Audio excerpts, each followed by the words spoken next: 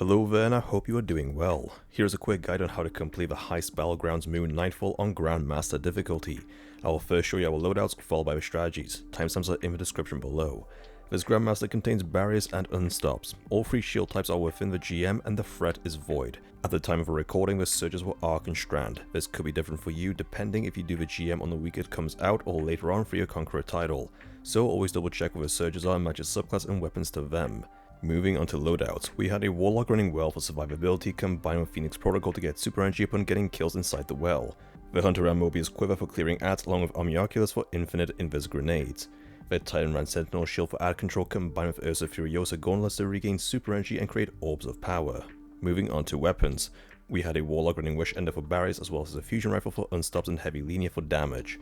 The Hunter also ran Wish Ender for barriers followed by a Glaive for survivability as well as a Machine Gun for ad clear. Finally, the Titan also ran Wish Ender for long range sniping, including a Fusion Rifle for unstops and finally a Heavy Linear for damage. Now onto mods, starting with the class item. Run any other mods to help reduce your ability cooldowns using different abilities, or run Powerful Attraction to help collect nearby orbs. You could also run the mods Proximity Ward and Healthy Finisher to get your health back along with an overshield when performing a finisher. For leg armor, you can run mods to help with your ability regen when picking up orbs of power. You could also run Scavenger mods to pick up additional ammunition when picking up ammo bricks. For your chest armor, run a Concussive Dampener to help reduce incoming damage from grenades and the barrier's explosive damage. Also run a Void Resist mod because incoming void damage is increased by 25%. For gauntlets, run any mods that boost your abilities or create orbs of power. Finally, for the helmet, I suggest you have a Heavy Ammo Finder mod on along some Ashes to Assets to get your super back on grenade kills. These are the loadouts that we used. Either copy them or use them to make your own designs. You do not need the same loadouts, subclasses or characters that we have to complete this GM. With that out of the way, let's get straight into it. Once you spawn in, run forward and use the top of the hill to snipe at the ads down at the bottom. Among them will be Acolytes, Knights and 2 Barrier Champions. You can either stay up here or rotate to the hilltop on your right side.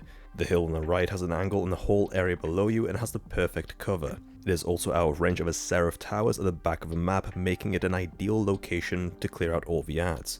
Once you kill most of the ads, including the 2 barriers below you, additional waves of ads will spawn in along with another barrier. Killing the 3rd barrier will spawn in even more enemies, including witches and a Death Tongue on the left side. You need to kill that Death Tongue before it runs away and activates the Shriekers. Don't be afraid to use all of your heavy here because there is an ammo crate down to your right side. After killing a few ads around the Death Tongue, additional ads will spawn in, including another barrier champ on your right side. Make sure you kill that Death Tongue first and then focus on the ads around you, including the barrier. Killing the champ and the vast majority of the enemies will then spawn in a mini boss ogre and yet another barrier champ. This is the last set of ads that will spawn underneath you because the rest of them will spawn all the way at the back of the map next to the Seraph Towers. Amongst the waves at the back will be a boss ogre, a barrier champ and your first Unstop champ. Staying on the hill will make the ads just stand around at the top, but if you drop down the cliff it will force half of the ads to rush you. Utilize your supers and snipe them from a distance, taking out the boss ogre followed by the minor ads and then the 2 champs. Killing those enemies will spawn in a mini boss along with another barrier champ and even more enemies. Do not kill the boss until the champ is dead because it will despawn the ads and you will lose out on platinum. Once the champ dies, then kill the boss and do not forget to grab your heavy ammo crate before proceeding to the next area. After moving through the Seraph bunker, you will begin running into some ads. Within this first room, be careful of the exploding screeps as they can wipe your whole team if you are too close. Just make your way through each of the rooms, taking out the ads one by one until you reach this area. You will need to activate the back panel with your ghost and then protect it against a whole heap of ads. There are 2 strategies here that you can use. One of them is a cheese method that allows you to use the wires along the ceiling to shoot down at the ads. Using this hive debris to the right of the panel, you can climb and jump onto the wires. It is mostly safe, however you still need to be careful of the void grenades. Also within the strat it will be very slow moving as you won't have very good angles on any of the enemies. The other strat is more dangerous but you have a lot more room to maneuver. You can actually sit inside the doorway that leads into the area as it isn't a turn back zone. You will still need to be careful of grenades but there is a lot more room for you to work with, so we decided to go with a second one. Regardless of which strategy you use, you will still need to every so often re-establish the ghost connection to open the door. In this hunter is the easiest way to re-establish that connection. At 25%, 2 unstops will spawn within the area. If you are using the doorway strat, you will need to keep an eye on your right side as there is an ad spawn area next to you. Also be careful because among the ads will be plenty of snipers. Take out the ads closest to you, followed by the ones around the panel. Each time the area is clear, re-engage the panel and fall back to the doorway. At 50% completion, 2 more Unstop champs will spawn in with a lot more ads. Just like before, use the doorway for cover and take out the Unstop champ closest to you first. Then it is a matter of cleaning up the middle of the room, so save your supers for that. The remaining Unstop champ and most of the snipers will be around the panel, so leave them for last once the middle area is clear. There will be one final Unstop champ spawning in at 75%, including a mini boss abomination. Just continue to stay within the doorway, clearing out the ads one by one and re-establishing the connection whenever you can. Remember to collect your heavy ammo crate inside the room before proceeding forward. Continue onwards to the next area until you reach the vault security. Have 2 people stay behind and sit on top of the doorway. From there you can use one core to break the seals and also use the high ground to keep the area clear of all the ads. One person can go either left or right to pick up an additional core. Just be careful because the cores will be protected by some enemies. Before you jump across to open the seal, make sure the area is clear of all the ads. Use your supers here if you want because you will get fresh ones later on.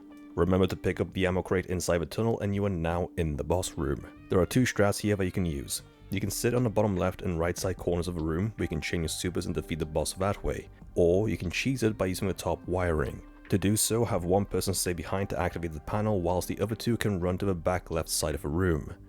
There are some wires here that are not out of bounds, but do not go too far down the wires because you will die and you won't be able to respawn. You will be quite literally caught in a constant loop of death. So instead, stand as close as you can and jump straight up. Once at the top of the wires, from here you can jump onto these panels and shoot over the top at the enemies down below. Every so often some ads will be able to throw a grenade at you, so be aware of that. Start off by damaging the boss and lowering its health down to half. Once you do, 2 Unstop champs will spawn in the middle, the last ones you need for platinum.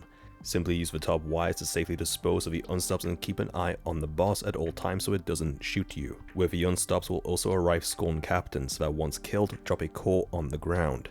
The core lasts for 20 seconds before disappearing. You can either all go down together and get the cores that way or send one Invis Hunter down below to pick up and bank the cores. Each time you bank a core, some ads will spawn in, so to help your teammate out, bank a core and then clear the ads. Rinse and repeat. Remember, you can finish the ads off for Invis, then pick up the core and bank. Once you do, you can then use your remaining Invis to get out of there. Do this until 5 cores are banked, at which point you can go back to damaging the boss. Your teammate who jumped down can always go back up using the same wires. Just stay up here damaging the boss and clearing the ads until it is dead.